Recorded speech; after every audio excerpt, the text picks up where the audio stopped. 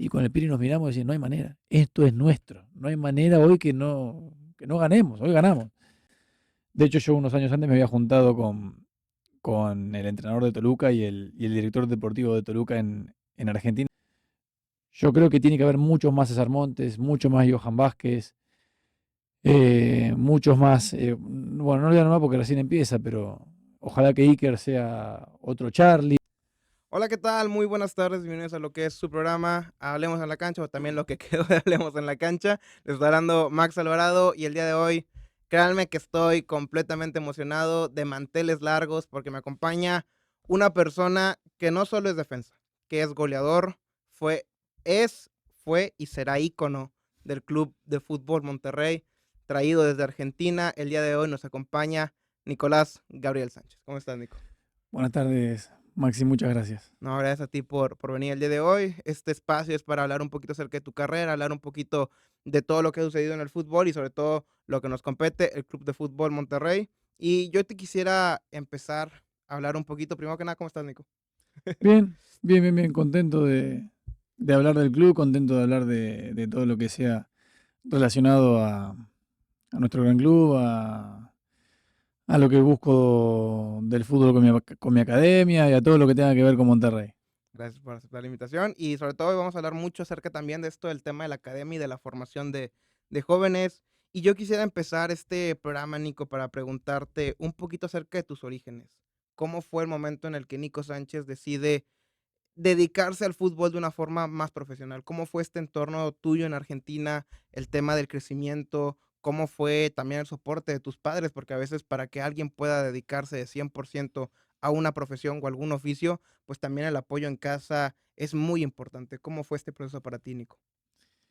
Bueno, es un buen tema a tocar porque como van cambiando hoy las épocas con respecto a los niños que inician jugando al fútbol y a los padres por sobre todas las cosas, por cómo acompañan a sus hijos en estos inicios.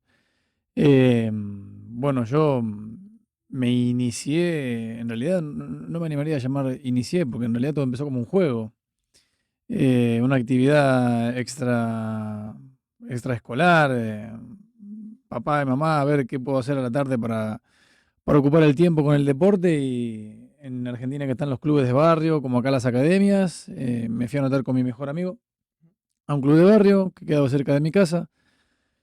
Como un juego, no tenía en mi cabeza ser futbolista, no tenía en mi cabeza ser como tal jugador, un juego. Y así fue pasando el tiempo, aprendiendo, jugando, divirtiéndome, con mucho acompañamiento de mis papás, con mucho acompañamiento de mis abuelos, con mucho acompañamiento de quien pudiera llevarme algún día que mi papá no pudiera. Nada fuera de lo normal de lo que se puede llegar a ver hoy.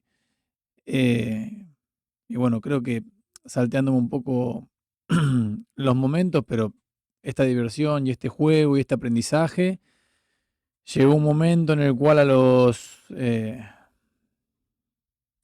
16, te diría yo casi 17 años, en donde ya empecé a participar en entrenamientos más importantes, en reservas, que allá le llaman en Argentina, como si acá le dijéramos la sub-21, que es la categoría previa al primer equipo. Yo tenía edad para estar en una categoría más baja, pero ya me empezaron a llamar a entrenar con la reserva. Y recién ahí en mi cabeza fui lo suficientemente maduro para empezar a pensar, bueno, quizás pueda vivir de esto o quizás estoy cerca ahora, pero recién ahora, no antes, recién a los 16, 17 años. Okey.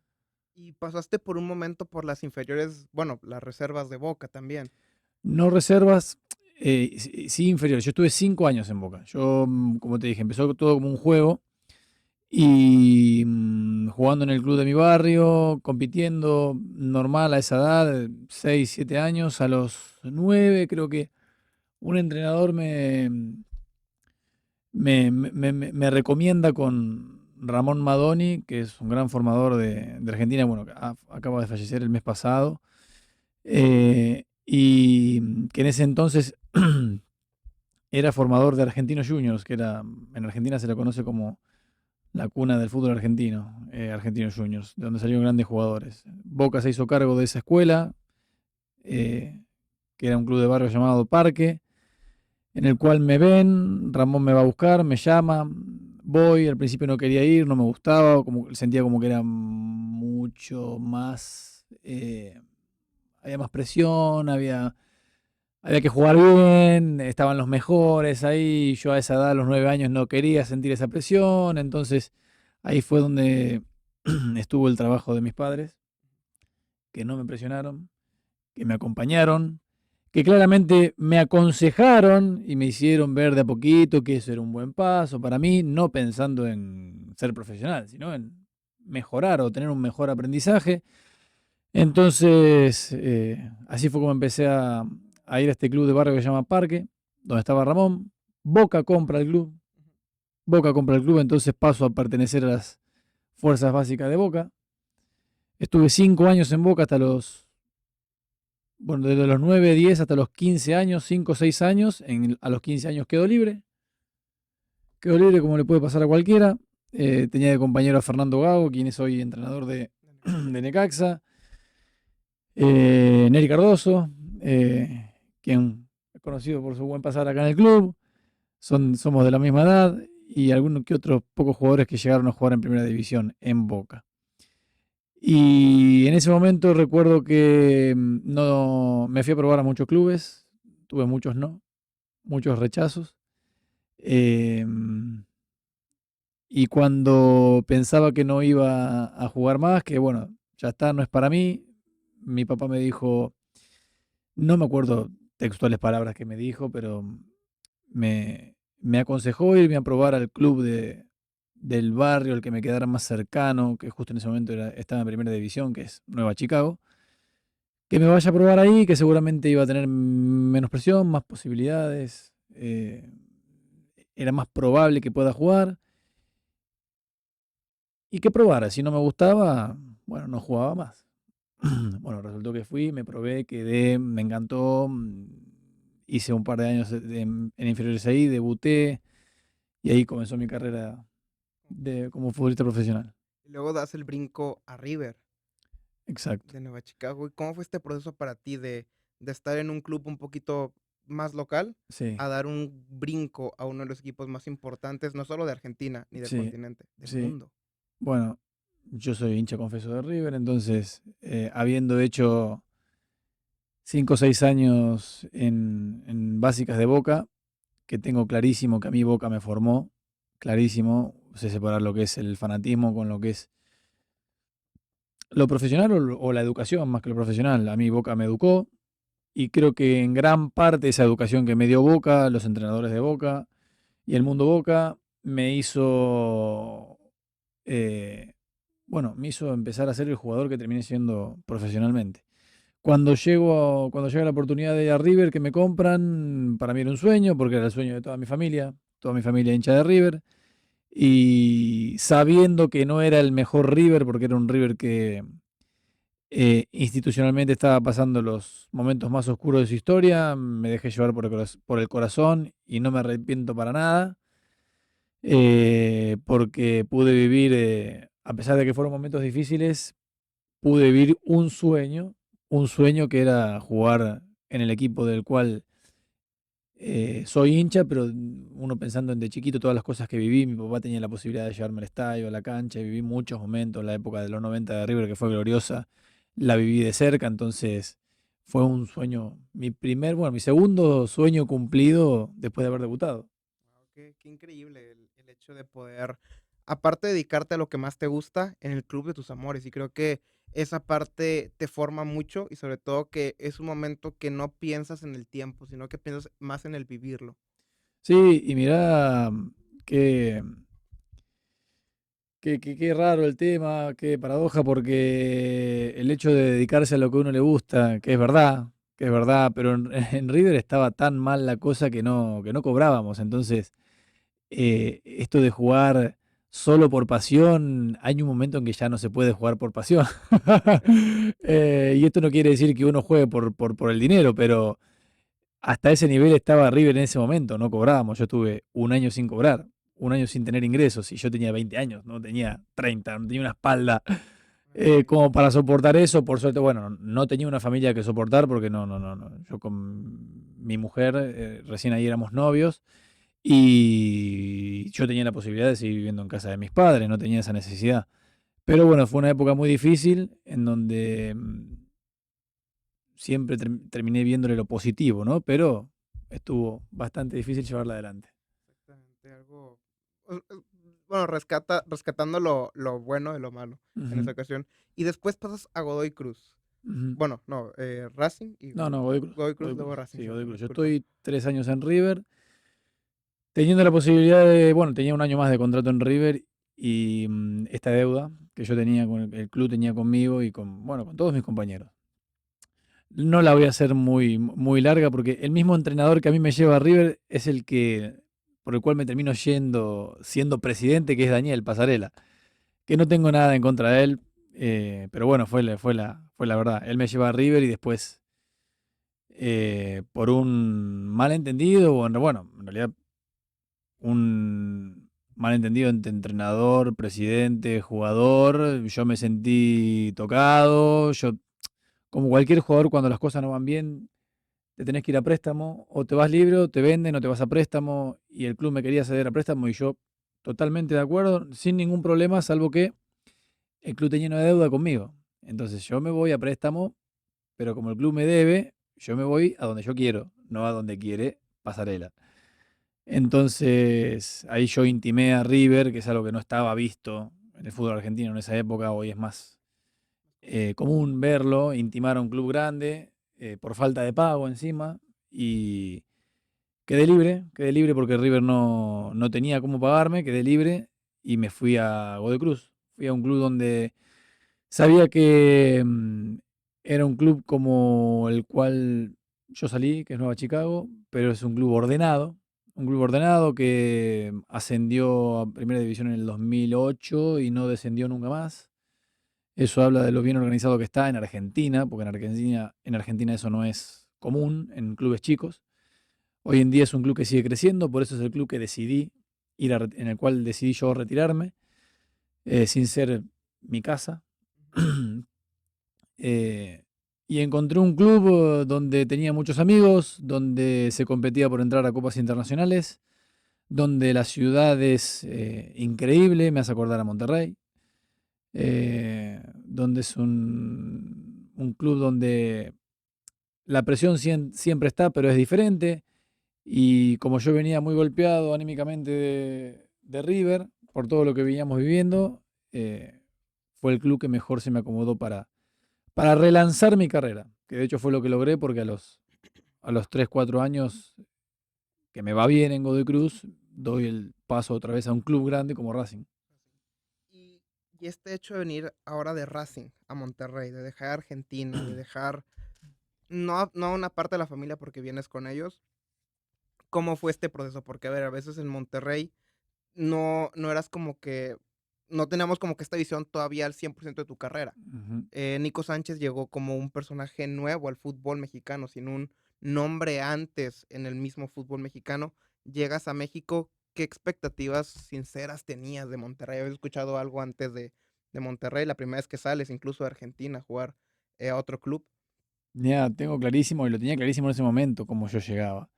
Pero bueno, una de las cosas más positivas de haber salido grande de mi país, porque vine a Monterrey a los 30, casi 31 años. Ujú. De hecho, yo estaba feliz en Racing, ya llevaba casi 3 años y tenía un nombre en el fútbol argentino dentro de todo. No había jugado selección, no había jugado en Europa, pero en Argentina me, Es me conocido. conocían y me sentía feliz. Pero bueno, siempre tenía esa espinita de que no me había podido probar fuera de mi país, habiendo tenido muchas veces posibilidades cercanas y nunca se dieron. Cuando menos lo esperaba, mi agente, que, que hoy sigue siendo mi hermano, éramos compañeros de fútbol y terminó siendo mi agente, me presenta esta posibilidad. Cuando me la presenta ya estaba prácticamente hecha, solamente yo tenía que decir sí o no, Ok. no es que había que negociar. Y justo me lo presenta después de un gran partido que yo había tenido, bueno, todos, pero en especial yo había tenido un gran partido en un clásico de Racing Independiente. Entonces, no solamente me encuentra a mí en un muy buen momento, sino que también motivadísimo y abierto a esto, ¿no? Eh, la tomé enseguida, la tomé enseguida. Estaba, yo ya tenía el ok de mi familia, mi mujer, y en ese entonces yo tenía dos, de los tres hijos tenía dos chiquititos, pero estábamos abiertos a vivir esta experiencia fuera del país. Y, y yo sabía que mi agente tenía conexiones en México, entonces que las posibilidades estaban acá. No en Monterrey, no sabía. De hecho, yo unos años antes me había juntado con el entrenador de Toluca y el director deportivo de Toluca en Argentina, que al final no se terminó dando. Exacto, sí, el entrenador era Saturnino Cardoso y el director deportivo de Toluca, porque se estaba por ir en ese momento Paulo da Silva, que al final no se fue. Em, Se termina dando lo de Monterrey la realidad es que, bueno, hoy el fútbol está más globalizado y se conoce mucho, y más con lo que se ha visto últimamente en los mundiales y en los partidos importantes que jugó el club, pero en Argentina te diría que 10, 15 años atrás era América y Chivas. América Chivas, Monterrey y Necaxa eran los clubes de Don Barriga y de Don Ramón. Y Tigres recién cuando fue a jugar la final con River en Libertadores. En Argentina no se conocía, no se veía el fútbol mexicano porque no lo pasaban tampoco. Pero bueno, yo estaba seguro y convencido de lo que quería mostrar. Estaba seguro y convencido, por eso los primeros momentos que fueron difíciles o incómodos, a mí no me afectaron, y pude sacarlo adelante junto con la gente que tenía al lado, ¿no? Porque solo no hubiera podido sin los compañeros, no hubiera podido sin el apoyo del Turco o de la dirigencia de Tulio Davino en ese momento. eh, y bueno, Y como mencionaste tú, un proceso complicado el debut. Debutas con un autogol.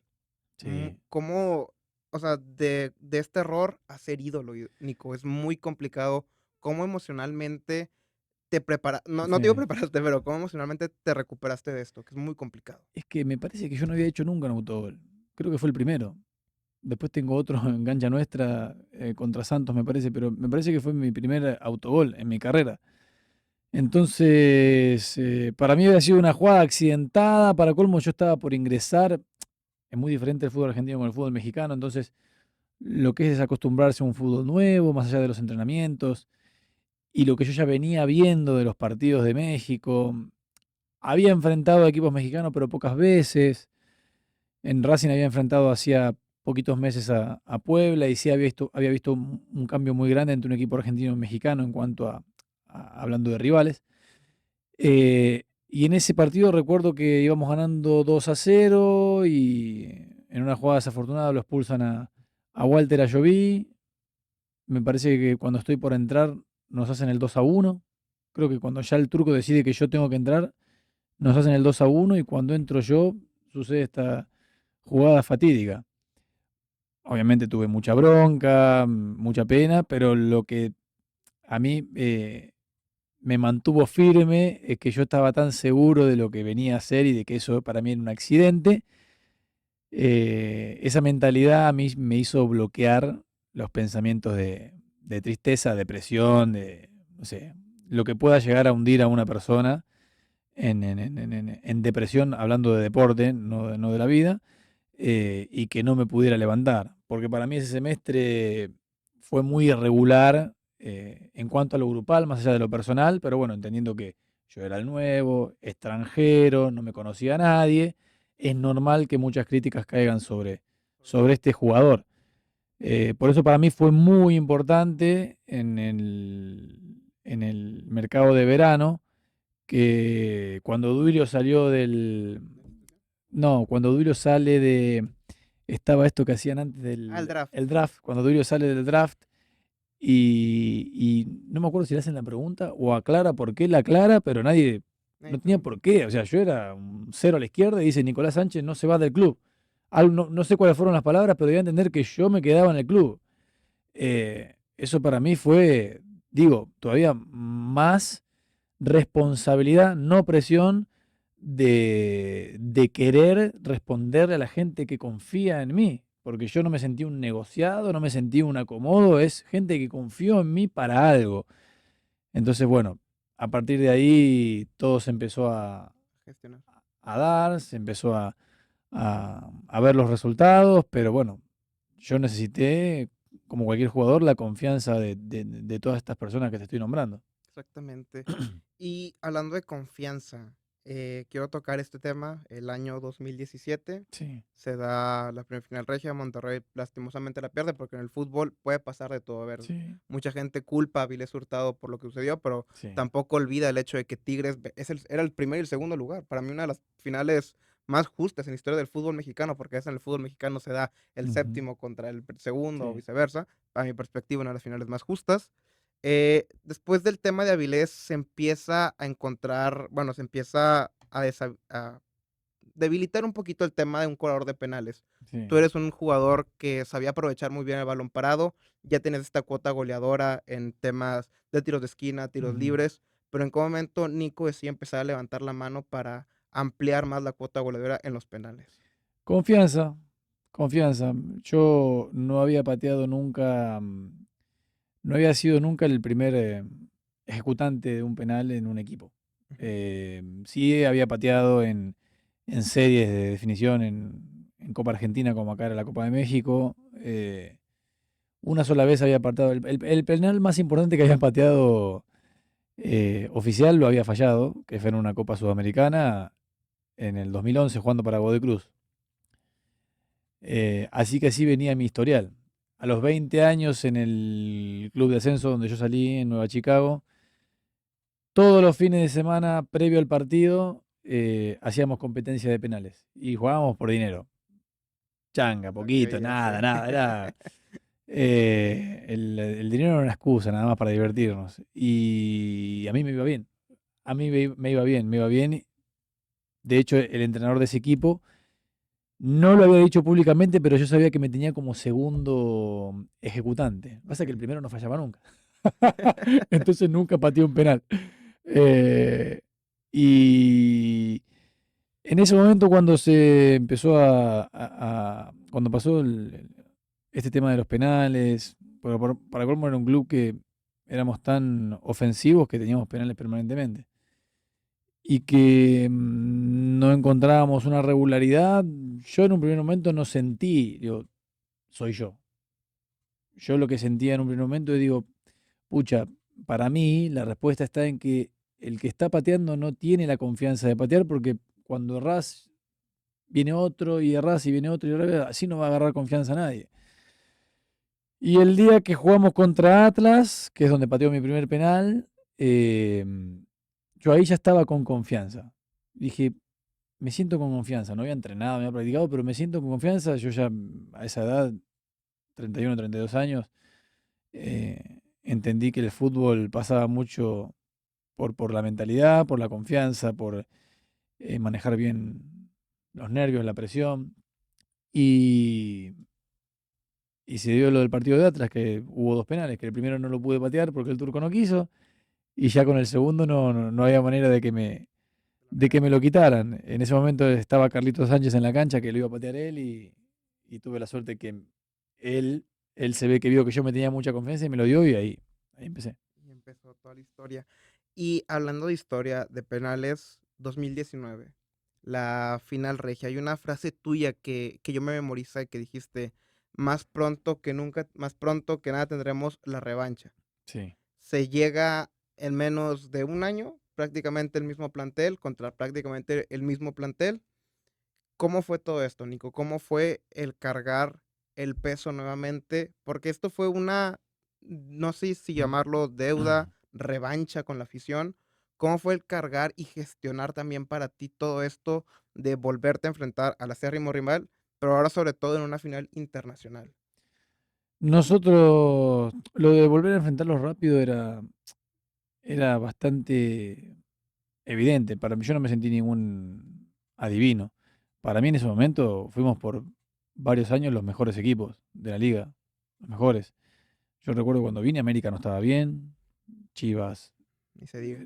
bueno, pero Chivas ganó con Almeida, Mira, pero después de que dejó de ganar, bajó mucho el nivel y nosotros estábamos fuertes y Tigres estaba fuerte, entonces al seguir de esta manera era lógico, ¿no? Nos vamos a volver a enfrentar, más temprano que tarde.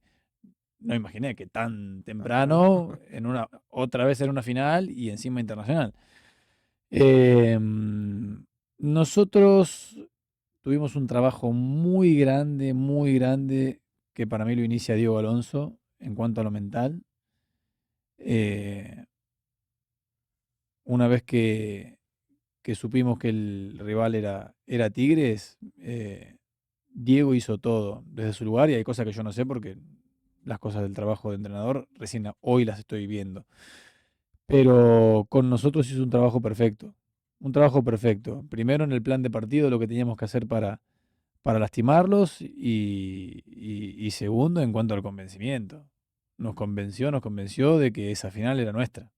Era nuestra. Y nosotros estábamos convencidos de que era muy difícil que la perdamos, muy difícil, muy difícil.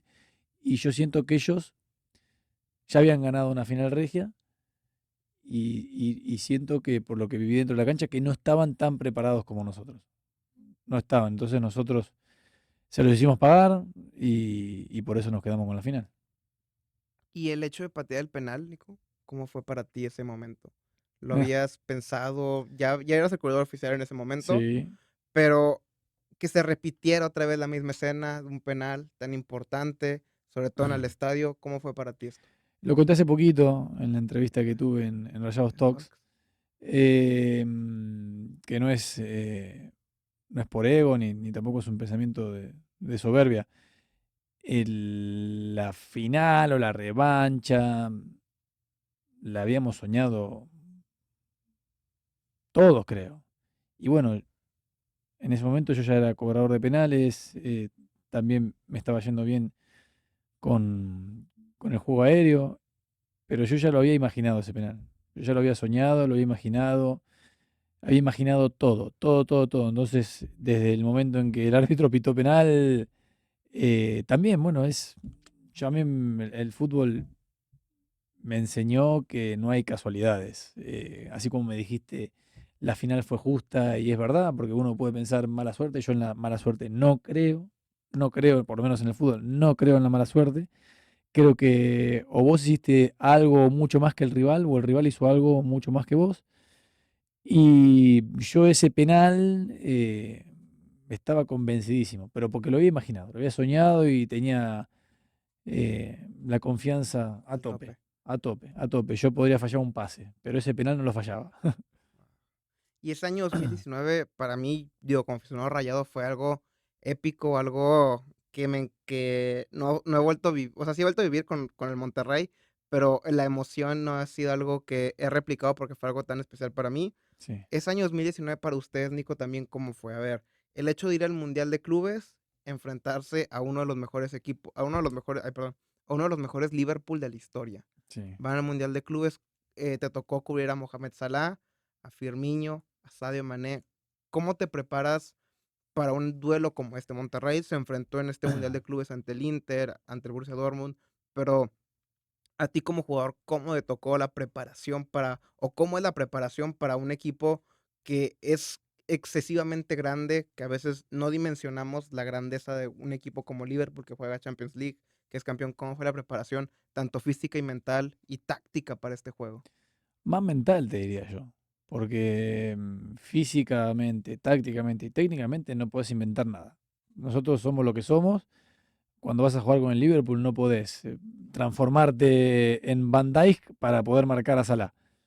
Lo que sí sucede, y me tocó vivirlo desde adentro siendo jugador, y hoy desde este lugar, con el club acompañando desde el cuerpo técnico en el Mundial de Clubes, que hay algo que eh, se nos aparece en estos partidos, generalmente al equipo que es de menor jerarquía, que esto es algo lógico, no está mal decirlo, que es ese plus que tiene el jugador, que cuando se quiere medir con los mejores, bien aprovechado, salen ese tipo de rendimientos y de partidos. Después hay un plan de partido, hay jerarquía, mucha, poca más o menos, pero cuando te aprovechás de ese nivel de mentalidad, de competitividad, de motivación, y salen estos partidos. El de nosotros con Liverpool, el de los chicos con el Inter, el de los chicos con Borussia, porque de River no somos menos. Pero de Borussia, que había una diferencia tan grande, y vos te pones a ver eh, individualmente lo que te da un jugador y lo que te da otro, y esto es normal, la diferencia que hay. Pero cuando mentalmente estás bien, esas diferencias se acortan, se achican. Y nosotros con Borussia los primeros 20 minutos dijimos, pucha, nos comemos 4, nos comemos 5 y nos hacen pagar la diferencia que hay. Pero volvió a aparecer esto que te digo, de que los chicos nunca se rindieron, de que los chicos pusieron la mentalidad a tope. Así nos pasó con el Liverpool, porque empezamos perdiendo. Y si bien Liverpool nunca nos pasó por encima, empezamos perdiendo. Y le tenía que empatar a ese Liverpool, que defensivamente eran un ejemplo por cómo presionaban, por cómo marcaban alto. Y le hicimos una jugada de pelota parada, como le gusta al turco, y le hicimos gol. No fue tan directa el gol de pelota parada, pero le hicimos el gol. Y estuvimos cerca porque la verdad es que tuvimos situaciones para ganárselo, pero bueno, ahí apareció el mejor arquero del mundo en ese momento. Y en la última jugada, con, con la jerarquía de sus jugadores, nos terminan ganando la serie. Eh, Creo que fue un buen paso que dio el club, creo que es algo con lo cual no nos tenemos que conformar, creo que el club demostró en este nuevo mundial que es más difícil de lo que venimos acostumbrados a jugar, eh, que el club se lo tomó en serio. Se lo toma en serio y hemos dejado afuera a un rival como River, que en Argentina yo sé que haber quedado afuera con un equipo mexicano es muy doloroso, no por rivalidad, sino porque en Argentina nos creemos que estamos por encima de muchos fútbol, de muchas ligas, y en este caso quedó demostrado que en en un mundial de clubes pudimos dejar afuera a un equipo tan poderoso como River. Exactamente. Y siguiendo tocando el tema del 2019, que Monterrey se hace grande ante estos encuentros, ante estos rivales, una disculpa. Después de la eliminación contra el Liverpool, el equipo tiene que viajar a México para el duelo de la Ujú. final contra el América.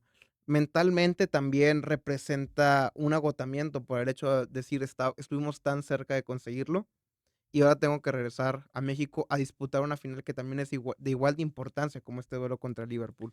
¿Cómo fue esta charla con el turco? Porque fue una final, la verdad, para la gente que estuvo de este lado fuera y supongo que para ustedes también, completamente cardíaca, que era de un lado y del otro. Sí. Ustedes respondían, América respondía y ustedes volvían a responder. Yo creo que fue una ventaja enorme haber ido al Mundial antes de esa final. Porque, bueno, el Mundial sucediera lo que sucediera, iba a ser Histórico. productivo para nosotros, salvo que nos eliminaran En la primera en los fase. primeros partidos. Eso hubiera sido un tema. Como bueno, nos sucedió después, años después, pero hubiera sido un tema para jugar una final después. Ujú.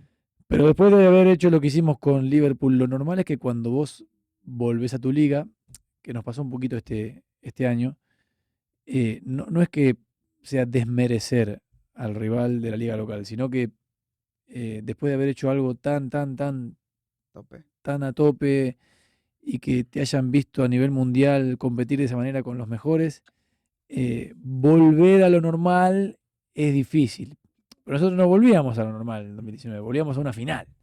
Teníamos que volver para ganar. Entonces nos mantuvimos en ese nivel de concentración, de motivación. El partido de ida fue, como decís vos, de ida y vuelta, catastrófico y no apto para cardíacos. Pero bueno, lo ganamos con ese convencimiento ante un gran América, siempre difícil América. Y la final de vuelta, que fue más difícil porque en el primer tiempo yo pensé que lo perdíamos en el primer tiempo, porque de hecho empezamos perdiendo 1-0, 2-0, creo que nos hacen un tercero y lo anulan por una mano, creo que de Richard Sánchez, pero estábamos para el cachetazo. Y, y sin jugar bien, el turco tocó las teclas eh, con palabras en el medio tiempo y creo que sin jugar bien, pero bien desde lo mental, pudimos llegar al empate y ganarlo. Nosotros cuando llegamos al empate y vimos, por lo menos yo de adentro noté que el América estaba exhausto, estaban muy cansados, dije, son nuestros. son nuestros, porque nosotros estábamos cansados también, lógicamente, pero nosotros estábamos de la cabeza, estábamos muy bien, muy bien. Cuando ellos erran un cabezazo que pegan el travesaño, creo que es de Viñas, y con el Piri nos miramos y decimos, no hay manera, esto es nuestro, no hay manera hoy que no ganemos, hoy ganamos. Y bueno, se Excelente. termina dando. Llega la quinta. Y fuiste parte del plantel del Monterrey que ganó todo.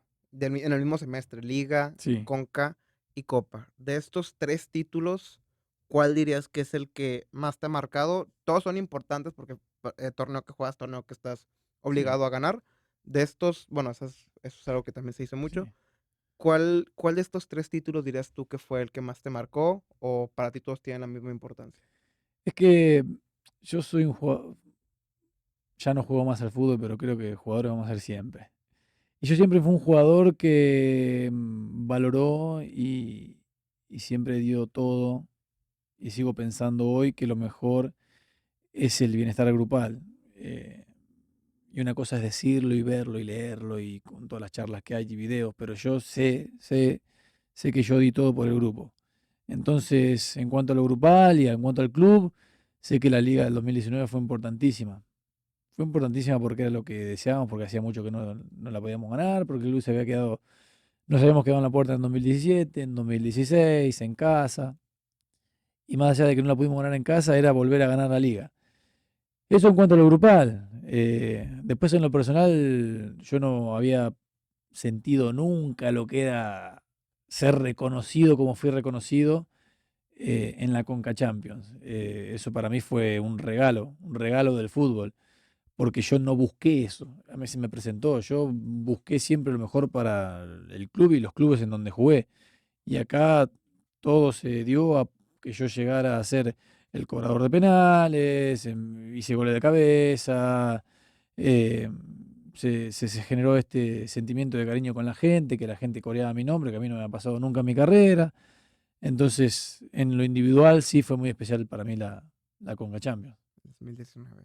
Y tocando este tema de que la gente corea tu nombre, que la gente te aplaude, te quiere mucho aquí en Monterrey, has mencionado en algunas entrevistas que los mejores años de tu carrera los viviste aquí en Monterrey. Ujú. ¿Qué es lo que ha hecho a Monterrey tan especial para ti?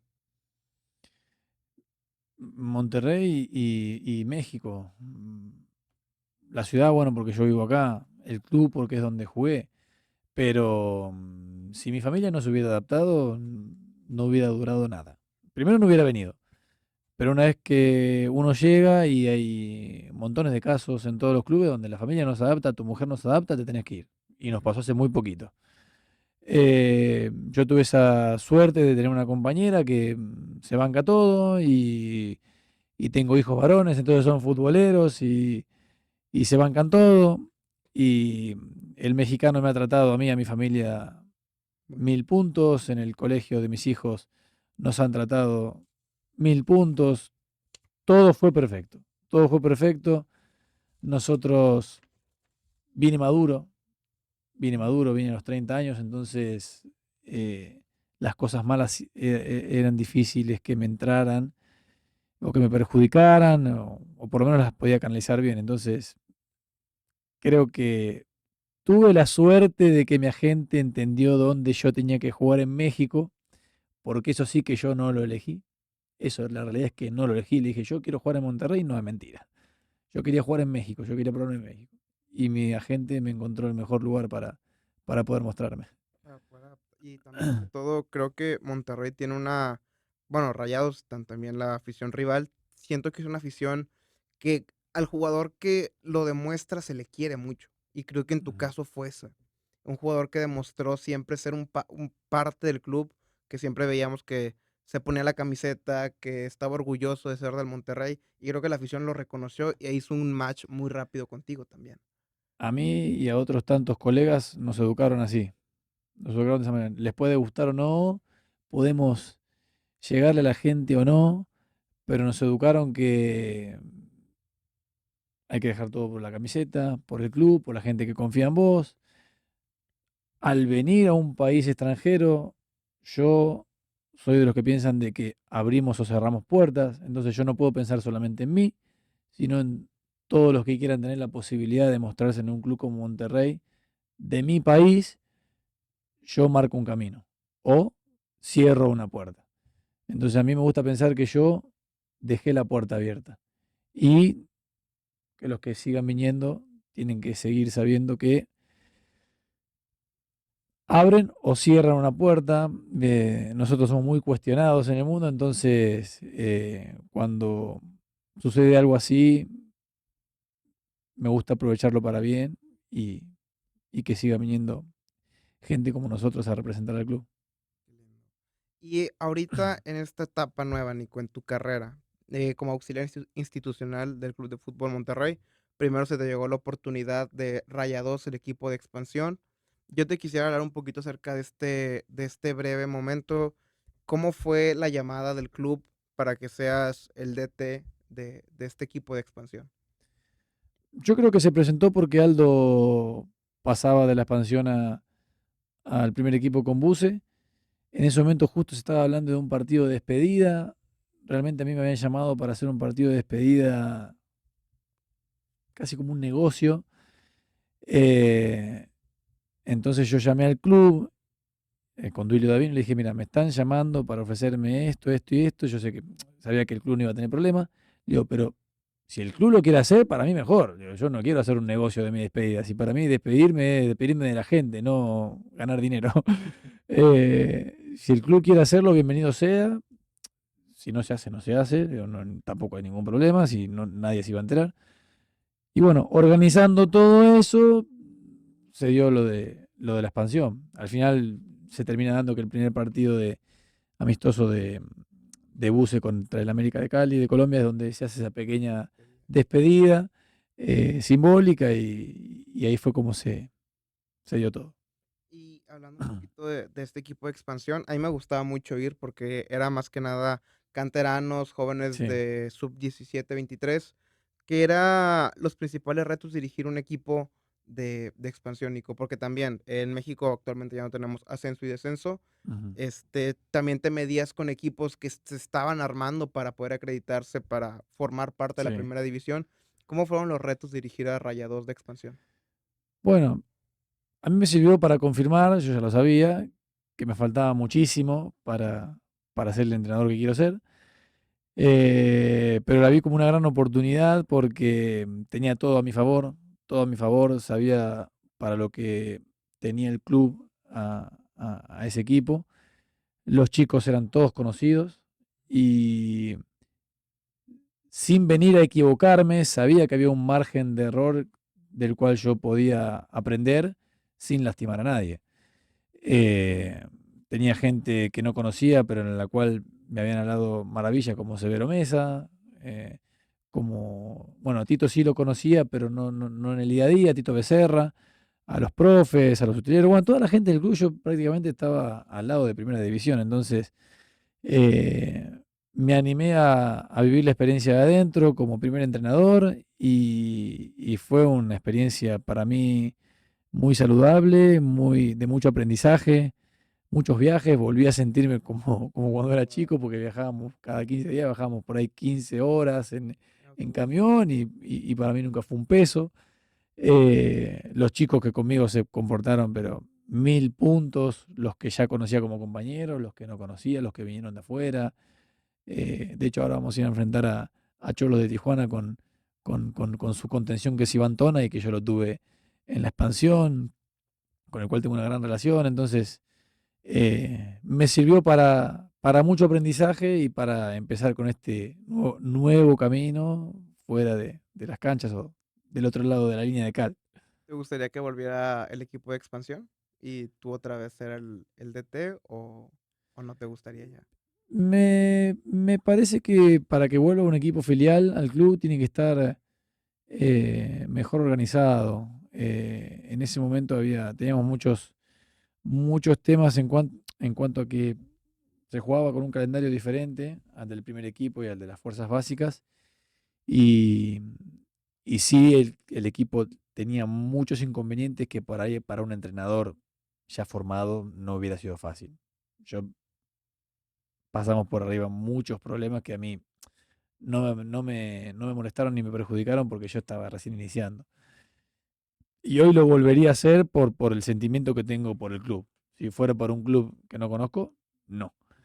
Pero me parece bastante productivo. Me parece que los chicos compitan en un nivel de ascenso, mejor todavía si vuelve el ascenso, como hacen en España, que los equipos filiales pueden competir pero no pueden ascender. Todavía me parecería mucho más productivo porque compiten contra jugadores profesionales. Profesionales. Entonces, es un paso intermedio, pero mucho más grande entre el primer equipo y la sub-21. Y actualmente, Nico, a ver, Argentina, quiero hablar un poquito ahora en el tema de selecciones. Ujú, Actualmente Argentina es la campeona del mundo, con una base que muchos se formaron en Argentina y después se emigraron al fútbol europeo. México actualmente está, bueno, la fecha en la que estamos grabando esto, está participando en el Mundial Sub-20. Tenemos ujú. jóvenes como Gil Mora, como Elías Montiel, Oded Vargas, entre otros, que muchos, incluso mucho del line-up de esta selección, ni siquiera ha debutado en primera división. Tenemos el caso de Iker Fimbres, que lo Sí. hizo muy bien con ustedes, el caso de César Vargas, de Bustos, Ujú. que estuvieron con ustedes también. Pero, ¿por qué crees que, o qué crees tú que le falta al futbolista mexicano para que muchos de estos jóvenes que están convocados no han sido debutados? A tu perspectiva, tú que estuviste en estas inferiores de Monterrey, ¿qué crees que le falta al futbolista mexicano joven para poder aspirar a algo más? Es difícil contestarlo porque yo te lo contestaría fácil si fueran chicos de Argentina, Ujú. por lo que yo viví y por lo que nosotros pensamos en Argentina. Pero yo no me puedo comparar con un chico mexicano. Creo que eso lo saben los más grandes. A mí me encantaría.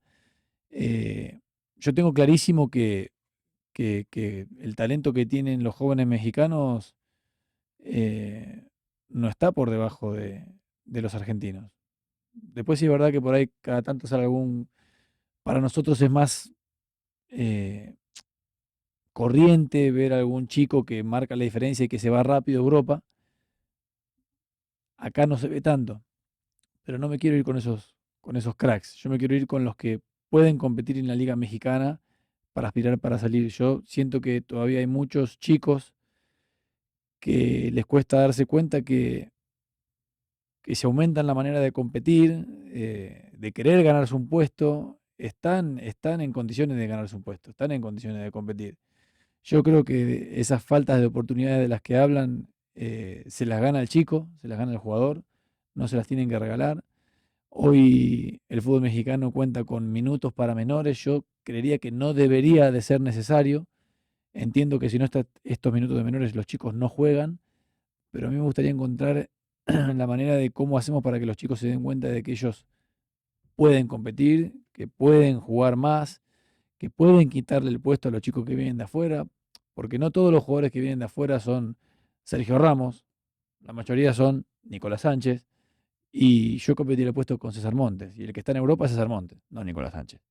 Entonces, yo creo que tiene que haber muchos más César Montes, mucho más Johan Vázquez, muchos más, bueno, no le dan más porque recién empieza, pero ojalá que Iker sea otro Charlie, pero con el nombre de Iker Fimbres y con su firma. Yo sé que hay más, pero bueno, es cuestión de creérsela. La verdad es que nosotros en Argentina nos la creemos mucho. A veces para mal, pero muchas veces para bien, y es donde uno termina prevaleciendo por sobre otros. Creérsela. Y ya para ir cerrando un poquito este tema de los chavos, actualmente tienes una escuela de Sí. fútbol que está aquí cerquitas, casi casi atrás del Estadio Nuevo de los Borregos. Ahí está la escuela de Nico Sánchez. Ujú.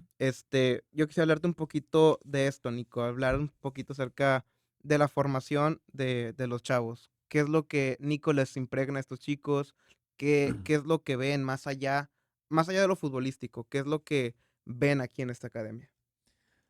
Bueno, está difícil el tema, ¿eh? Porque yo pensaba que iba a ser más fácil querer poder transmitir lo que uno siente del fútbol de los chicos.